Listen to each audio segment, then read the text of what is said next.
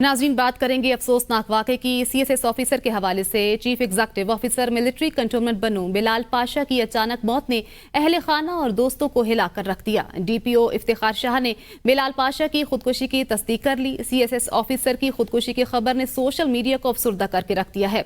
उनका नाम हैशटैग के साथ टॉप ट्रेंड बन गया। वालिद का कहना है कि जब बेटे से आखिरी मरतबा बात हुई तो वो उदास था। बिलाल शाह ने कहा, बाबा नौकरी छोड़कर घर आ जाने का दिल करता है। बिलाल पाशा की नमाज जनाजा मंगल की सुबह उनके आबाई इलाके अब्दुल हकीम में अदा कर दी गई है।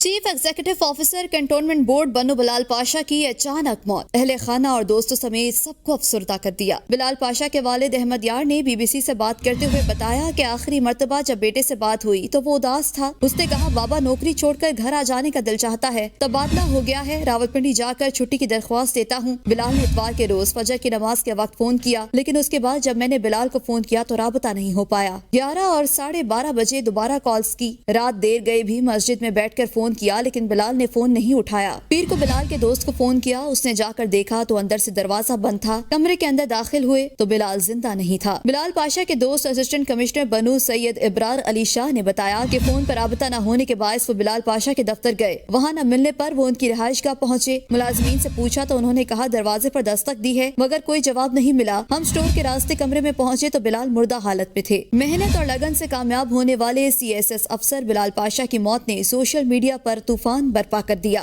उनका नाम हैशटैग के साथ टॉप ट्रेंड्स में है। उनकी अचानक मौत से उनके फॉलोअर्स और CSS कम्युनिटी गहरे गम में डूब गई। सोशल मीडिया उनके लिए ताज़ियती और दुआइयां पोस्ट से भरा पड़ा है। खानेवाल से ताल्लुक रखने वाले बिलाल पाशा ने 2019 में वालिद की ख्वाहिश पर CSS का इम्तिहान दिया, जिसमें उनकी मेहनत रंग ले आई और वो 85th पोजीशन पर आए और वो महकमा मिलिट्री लैंड्स एंड कंटोनमेंट में तैनात हुए। वो कंटोनमेंट बोर्ड बनू में बतौर चीफ एग्जीक्यूटिव ऑफिसर काम कर रहे थे।